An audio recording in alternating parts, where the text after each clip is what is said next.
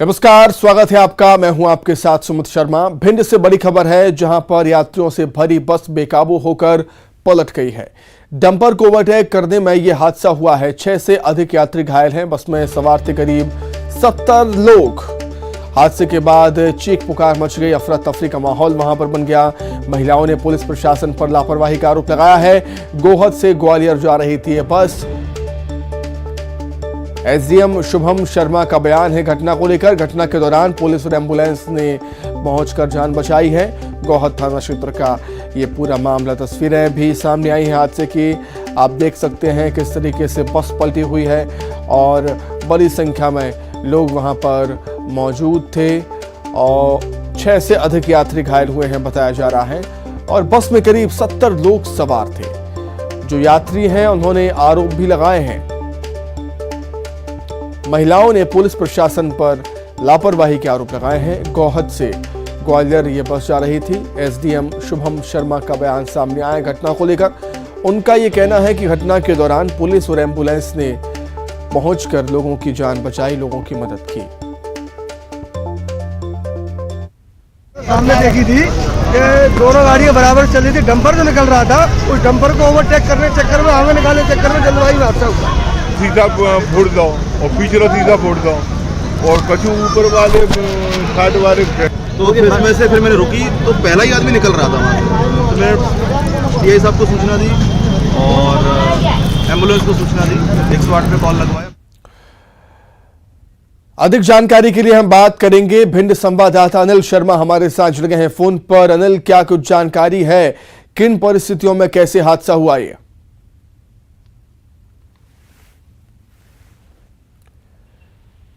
अनिल, मेरी आवाज आप तक पहुंच पा रही है क्या?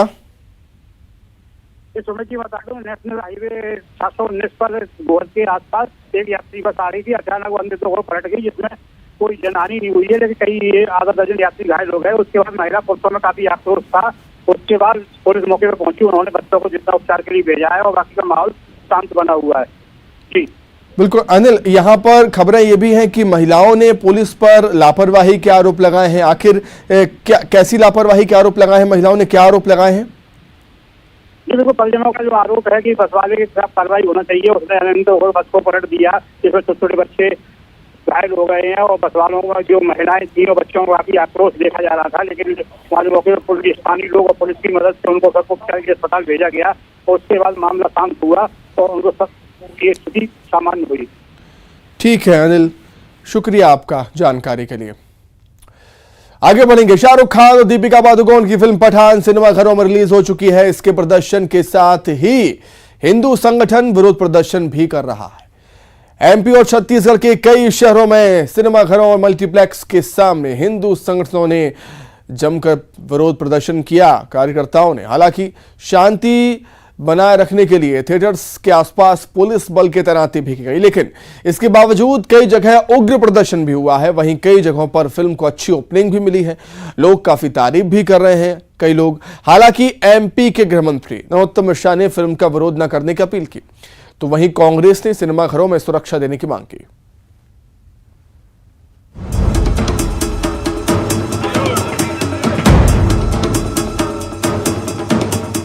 शाहरुख खान और दीपिका पादुकोण की फिल्म पठान सिनेमाघरों में रिलीज हो चुकी है, लेकिन इसका विरोध भी चल रहा है। भोपाल में फिल्म के विरोध में लोग सिनेमाघरों तक पहुंचे। सभी जगहों पर हिंदू संगठनों ने जमकर नारेबाजी की। न्यू मार्केट के थिएटर में प्रदर्शनकारियों ने फिल्म के पोस्टर फाड़कर हटा दिया। इंदौर में हिंदू संगठनों ने आईनॉक्स में पठान फिल्म को लेकर जमकर विरोध किया। इसके बाद फिल्म का एक शो भी कैंसिल करना पड़ा। इंदौर में ही लोगों ने चंदन नगर थाने का घेराव किया और फिल्म विरोध को लेकर नारेबाजी की। एहतियातन यहां दूसरे थाने से फोर्स बुलाई गई। इधर जबलपुर में भी पठान का विरोध हो रहा है। हिंदू सेवा परिषद के कार्यकर्ताओं ने जमकर प्रदर्शन किया, फिल्म के पोस्टर जलाए। समदड़िया मॉल के सामने विरोध प्रदर्शन किया गया, जिसकी वजह से एक शो रद्द करना पड़ा। उधर ग्वालियर में बजरंग दल और हिंदू संगठनों ने फिल्म के विरोध में जोरदार प्रदर्शन किया। डीडी मॉल के बाहर बजरंग दल ने चक्का जाम किया। मल्टीप्लेक्स और थिएटर में फिल्म को न चलने देने की चेतावनी दी। शहर के 3 मल्टीप्लेक्स और 3 सिंगल स्क्रीन थिएटर में फिल्म लगी है। वहीं उज्जैन में भी तमाम सिनेमाघरों में फिल्म पठान रिलीज हुई। फिल्म के विरोध की आशंका के मद्देनजर पुलिस ने भी अपना मोर्चा संभाल लिया। उधर फिल्म के विरोध को गृह मंत्री नरोत्तम मिश्रा गलत बता रहे हैं। उनका कहना है कि आपत्तिजनक चीजों को हटा लिया गया है और अब विरोध ठीक नहीं। सेंसर बोर्ड है, उसने सुधार करा दिए हैं, विवादास्पद शब्द हट गए हैं और इसलिए अब विरोध करने का मुझे औचित्य प्रतीत नहीं होता है। वहीं कांग्रेस ने फिल्म का समर्थन किया है, साथ ही थिएटर के बाहर सुरक्षा व्यवस्था लगाने की मांग की है कि आप हर मूवी हॉल के बाहर पर्याप्त पुलिस बल को लगाइए, कोई अप्रिय घटना नहीं घटे, इसकी जिम्मेदारी लीजिए। जब आपकी पार्टी लाइन क्लियर है उसके बाद भी अगर कोई अप्रिय घटना घटती हो तो पूरी जिम्मेदारी बीजेपी की सरकार की होगी।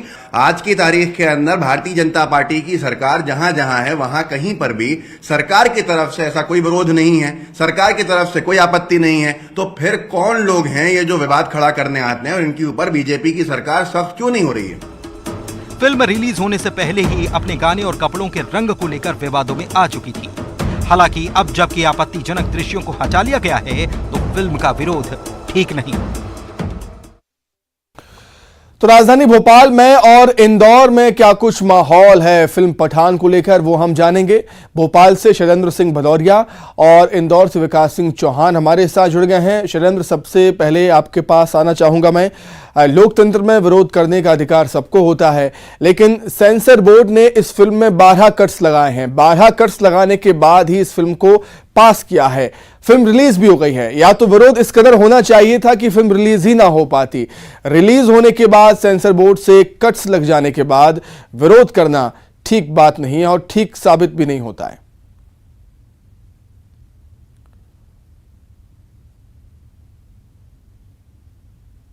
कहा कि अब विरोध ठीक नहीं है और यही बात जो है मध्य प्रदेश सरकार के गृह मंत्री ने कही है। उनके द्वारा कही गई ये बात इसलिए भी महत्वपूर्ण हो जाती है कि सबसे पहले अगर मध्य प्रदेश में विरोध के स्वर उठे थे तो खुद नरोत्तम मिश्रा की तरफ से ये स्वर उठे थे और उन्होंने कहा था कि ये जो गाने थे उसके बोल और उसमें जो पहने गए अभिनेत्री के द्वारा जो कपड़े हैं वो बेहद आपत्तिजनक हैं।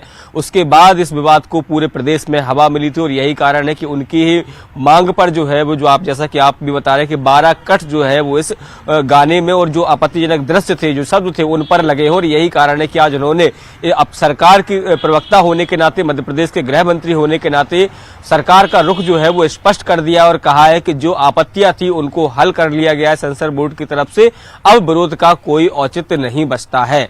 वहीं अगर दूसरी तरफ बात करूं तो मध्य प्रदेश सरकार के पूर्व मंत्री और जयभान सिंह पवैया ये कह रहे हैं कि अगर फिल्मों में कुछ गलत होता है तो सेंसर बोर्ड तो अपना काम करता ही है, लेकिन समाज अब जागरूक हो चुका है, गलत चीजों को वो बर्दाश्त नहीं करता है। यदि फिल्मों में कुछ गलत होता है तो समाज को विरोध करने का अधिकार है, ये उनका कहना है। और यही कारण है कि जिस तरीके से आज जब फिल्म का जो सुबह से रिलीज हुई और उसके बाद ही तमाम जो चाहे मध्य प्रदेश की राजधानी भोपाल की बात करूं या फिर दूर दराज के इलाकों की बात करूं, हर जगह जो है वो विभिन्न हिंदू संगठनों के द्वारा इस फिल्म का विरोध किया गया।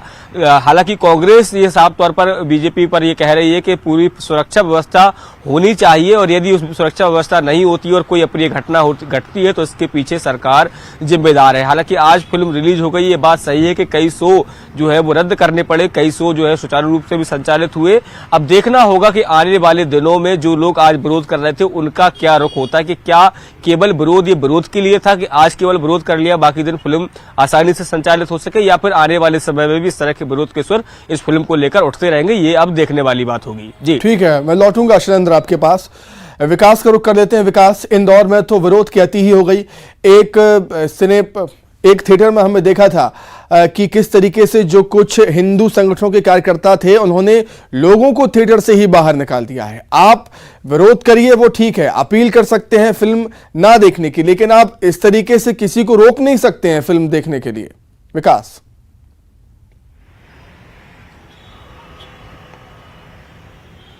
बिल्कुल सुमित, अब ऐसा प्रतीत होता है कि विरोध करने की जो एक लाइन थी अब वो तय नहीं रही, क्योंकि पहले कुछ ऐसे लोग थे जो विरोध कर रहे थे। हालांकि अब उन्होंने विरोध से इनकार कर दिया और ये कहा कि जो उसके लिए दायित्व वाली एजेंसी है उसने उस पर अपनी कैंची चला दी, अर्थात सेंसर बोर्ड ने उन सभी आपत्तिजनक शब्दों और दृश्यों को उससे फिल्म से हटा दिया है। बहरहाल उसके बाद अब लगातार जो मूवी है अब भी उसका विरोध प्रदर्शन जारी है। आज इंदौर में सुबह से ही विरोध प्रदर्शन देखने को मिला। शहर के कई ऐसे थिएटर हैं जहां पर विरोध प्रदर्शन किया गया। इस दौरान एक और बड़ी अति की बात जो इस प्रकार से आपने जिक्र किया वो तब प्रतीत हुई कि इस विरोध प्रदर्शन के दौरान बेहद विवादित नारे लगाए गए, बेहद आपत्तिजनक नारे लगाए गए। इसका अब असर देखने को मिल रहा है। शहर के अब से कुछ देर पहले कई विभिन्न स्थानों पर विरोध प्रदर्शन देखने को मिला है। मुस्लिम समुदाय ने उस आपत्तिजनक नारे पर जमकर अपना विरोध जताया है। शहर के लगभग आधा दर्जन से अधिक थानों पर इसका विरोध प्रदर्शन किया गया और अब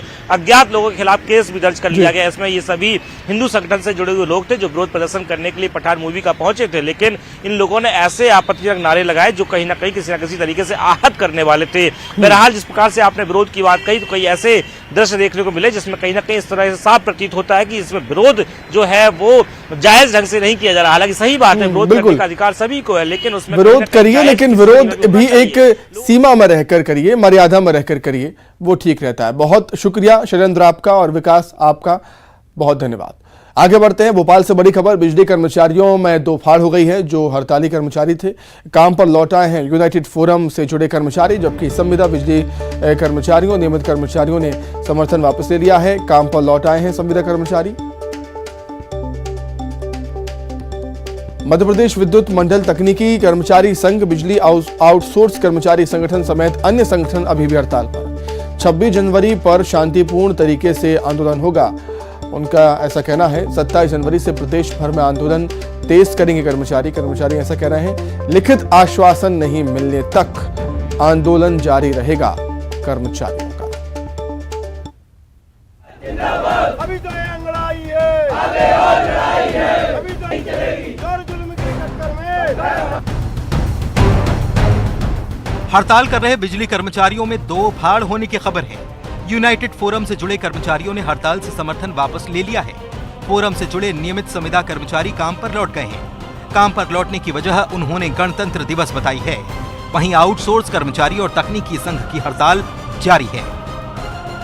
21 तारीख से मध्य प्रदेश में आंदोलन चल रहा था, जिसमें 24 तारीख में मध्य प्रदेश यूनाइटेड फोरम ने समर्थन दिया था और आज 25 तारीख में यूनाइटेड फोरम का सिर्फ एक संगठन का फैसला है, उस यूनाइटेड फोरम ने आंदोलन अपना समर्थन वापस ले लिया। इधर जबलपुर में भी हड़ताल जारी है।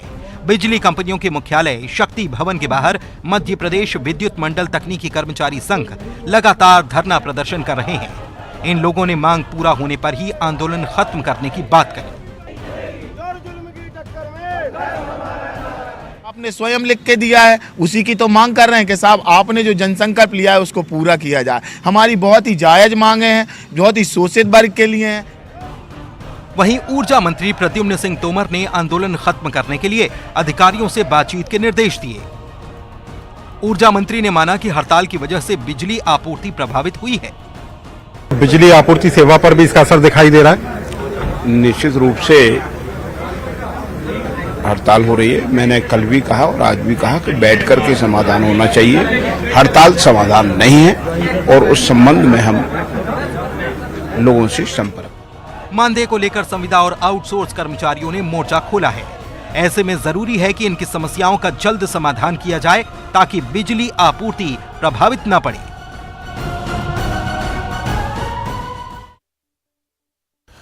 अधिक जानकारी के लिए हम सीधे भोपाल का रुख करेंगे। रंजना दुबे हमारे साथ जुड़ गए हैं लाइव। रंजना, यूनाइटेड फोरम से जुड़े कर्मचारियों ने हड़ताल वापस ले ली है, इसकी क्या खास वजह?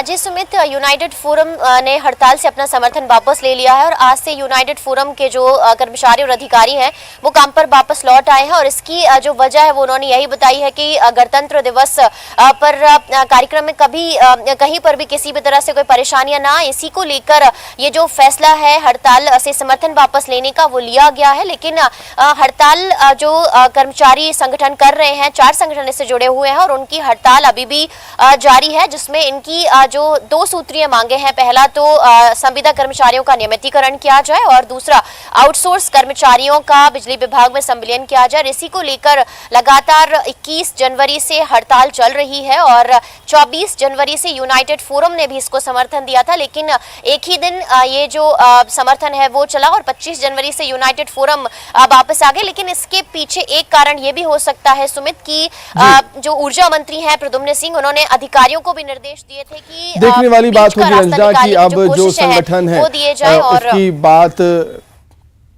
मंत्री जी से होती है या उनकी समस्याओं का हल हो पाता है कि नहीं, देखने वाली बात होगी। बहुत शुक्रिया आपका। आगे बढ़ेंगे। इस गणतंत्र दिवस पर हिस्ट्री टीवी 18 दर्शकों के लिए खुश होने का एक और मौका लेकर आया है। इंडिया का number 1 factual entertainment show OMG ये मेरा इंडिया वापस आ रहा है सीजन 9 के साथ ही, जिसका प्रीमियर हो रहा है गुरुवार 26 जनवरी को रात 8 बजे। जानिए क्या खास है इस नए सीजन में, पेश है एक झलक।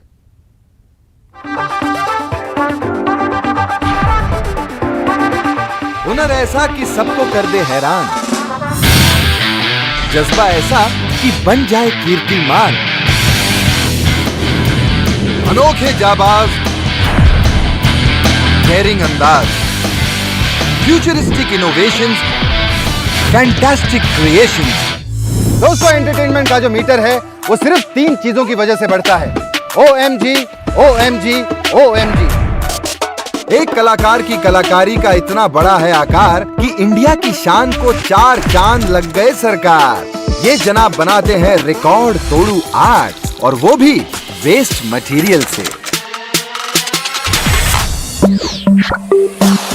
ध्यान से देखिए, ये है इंडिया का पहला 3D प्रिंटेड हाउस जो दुनिया पर कर रहा है OMG असर। दोस्तों, ये है इंडिया की पहली 3-in-1 ड्राइवरलेस सोलर और इलेक्ट्रिक बस OMG। भैया, करेंसी और तालों के कलेक्टर्स तो हम OMG पे पहले देख ही चुके हैं, लेकिन मैच बॉक्स कलेक्ट करने वाले इंसान पहली बार दिखेंगे। मिलिए गौतम हिमाड़ी से।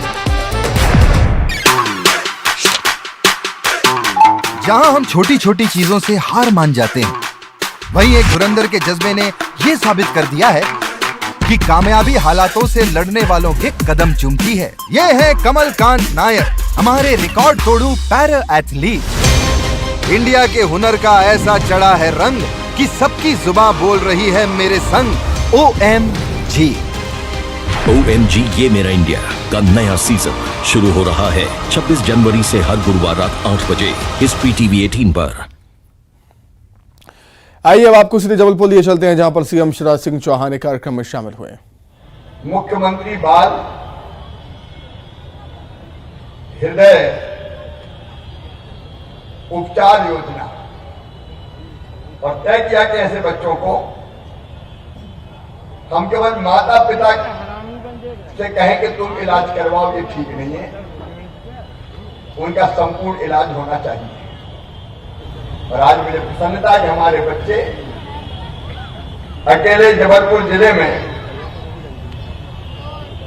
199 बच्चे जिनका अप्रैल 2021 से अभी तक यहाँ पे हृदय का इलाज हुआ है, और वो बच्चा पूर्णतः स्वस्थ है, प्रसन्न है।